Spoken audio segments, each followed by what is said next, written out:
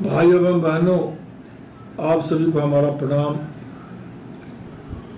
आज संसद में केंद्रीय सरकार ने बताई कि राज्य की सरकारों ने जो चिट्ठियां भेजी हैं उसमें लिखा गया है कि एक भी मौतें ऑक्सीजन की वजह से नहीं हुई है। ये बताने में हमें काफी दुख हो रही है कि इनकी संवेदनाएं शायद मर चुकी है। ये बहुत ही दुखद घटना है।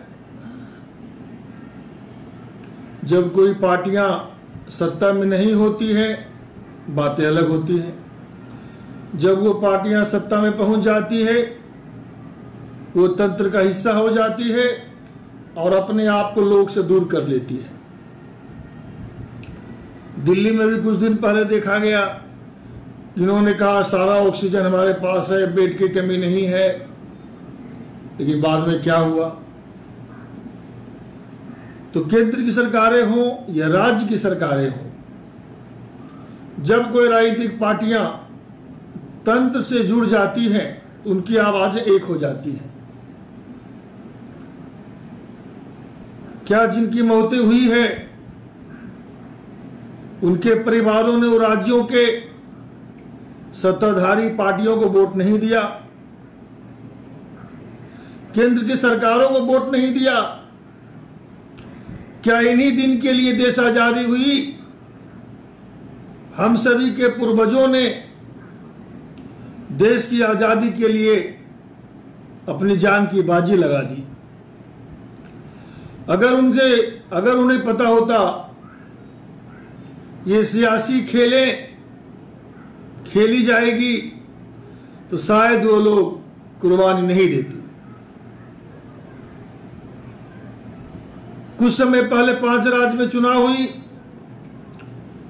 उस समय लॉकडाउन नहीं लगाया गया, लेकिन जब राज्य में सरकारें बन गई तो दुकानों को बंद कर दिया गया, मजदूरों को बेरोजगार बना दिया गया।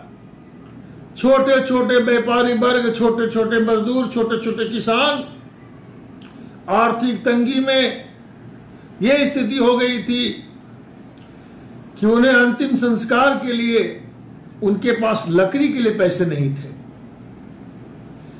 मैं पूछना चाहता हूं सभी राजनीतिक पार्टियों से, चुनाव में जो धन का बल का प्रयोग आप करते हैं, अगर उसका 10% भी आप स्वास्थ्य पे, शिक्षा पे अगर खर्च कर दें, रोजगार पे खर्च कर दें, तो शायद ये समस्याएं निकल जाएगी। हमारी भारतीय लोकमत राष्ट्रवादी पार्टी ने भी कुछ समय पहले लोकसभा में चुनाव लड़ा था, रॉबर्ट्सगंज उत्तर प्रदेश में। हमने अपने प्रत्याशियों से कहा कि आप सिर्फ एक वीडियो बना के घर घर पहुंचाइए और कहिए कि हम जो भी पैसा अगर खर्च करेंगे, फिर 5 साल तक वो पैसा वसूलने में मेरा समय चला जाएगा, समय निकलता चला जाएगा। आखिर समस्या का समाधान हम कैसे करेंगे? तो इस बात को माने। और मैं बता दूं, चौथे नंबर पे आया 18,500 उनको वोट आया, और जो पार्टियां 1 करोड़ 2 करोड़ खर्च कर रही थी उन्हें 3,000 4,000 वोट आई।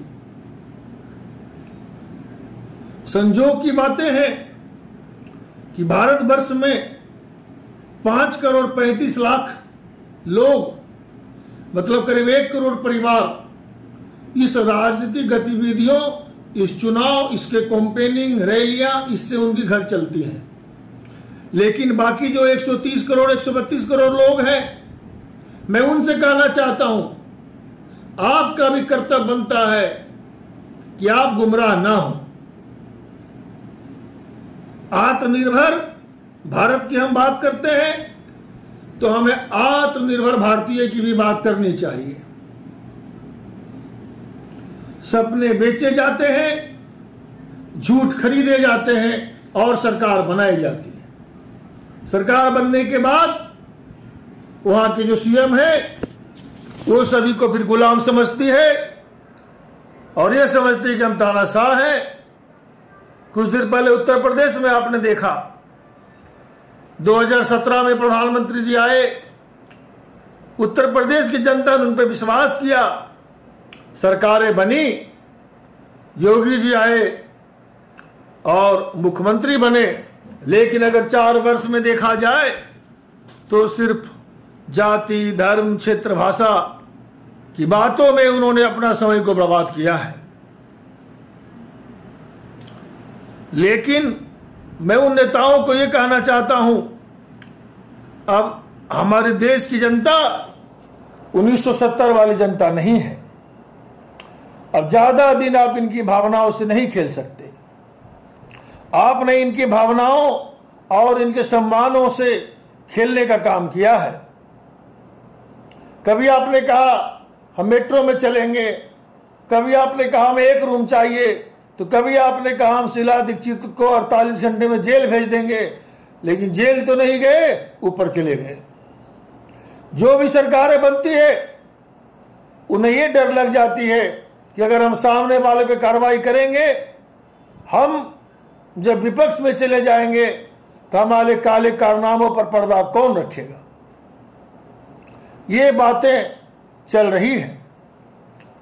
और कोई ऐसा राज्य नहीं है भारत में जहां ऑक्सीजन की कमी से, बेड की कमी से, दवाइयों की कमी से, इंजेक्शन की कमी से जाने नहीं गई है। जो खर्च चुनाव में राज्य की सरकार या केंद्र सरकार या विपक्ष की सरकारें करती हैं, मैं उनसे कहना चाहता हूं, आप सिर्फ अपनी विचारधाराओं को घर घर तक पहुंचाने का काम करिए। 2013 के बाद या तो दिल्ली का विधानसभा का चुनाव हो, या उत्तर प्रदेश का चुनाव हो, या केंद्र सरकार की चुनाव हो, इन्होंने विज्ञापनों पर, मीडिया मैनेजमेंट पर जो खर्च किए हैं, अपनी बातों को घर घर पहुंचाने में, सरकारी तंत्र का जो इस्तेमाल किया है, देश की गरीब जनता, मध्यवर्गीय परिवार की जनता, खून पसीना बहाकर जो पैसा उन्होंने जमा किया था, उस पैसों को इन्होंने विज्ञापन के माध्यम से, अपने तंत्रों को दुरुस्त करने के माध्यम से इन्होंने बर्बाद करने का काम किया है। मैं ये कहना चाहता हूं, अगर देश की दशा हमें बदलना है तो वहां पे हमें अपनी दिशा भी बदलनी होगी। लाशों को गंगा में तैरते हुए सभी ने देखा है, लाशों को रेत में ढकते हुए सभी ने देखा है। वीडियो में जो कैद हुई है, मोबाइल में जो कैद हुई है, ये सिर्फ 1% आंकड़े हैं। या टीवी चैनल पे दिखाए जाएं या मोबाइल पे लिए गए जो वीडियो हैं, जो फोटो हैं, वो सिर्फ 2% है, 1% है। अधिकांश लोग मातम मनाने में थे। इनकी छोटी सी बात मैं बताना चाहता हूं, जितनी भी राजनीतिक पार्टियां हमारे देश में हैं, कई अंध विद्यालय बनाने की बातें होती है, तो सत्ताधारी पार्टियां हो या विपक्ष की पार्टियां, वो कहती है ये लोग वोट तो हमें नहीं देते हैं, इनके लिए आखिर हम अंध विद्यालय क्यों बनाएंगे। मैं पूछना चाहता हूं, क्या इसी दिन के लिए देश आजाद हुआ था? क्या हम सभी के पूर्वजों ने जो सपने देखे थे, जो अरमान पाल के रखे थे, क्या वो समाप्त हो जाएंगे? साथ में यूपी में सरकार बनी, नाकामियों को गिनाकर 2012 में सरकार बनी, 2012 की सरकारों की नाकामी को बताकर 2017 में सरकार बनी।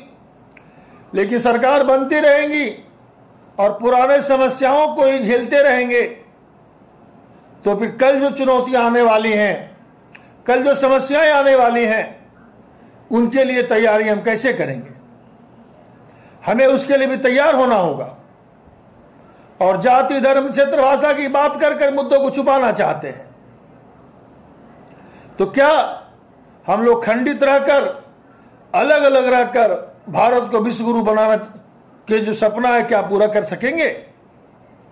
नहीं हो सकेगा। अगर भारत को विश्व गुरु बनना है तो हमें एक होना होगा,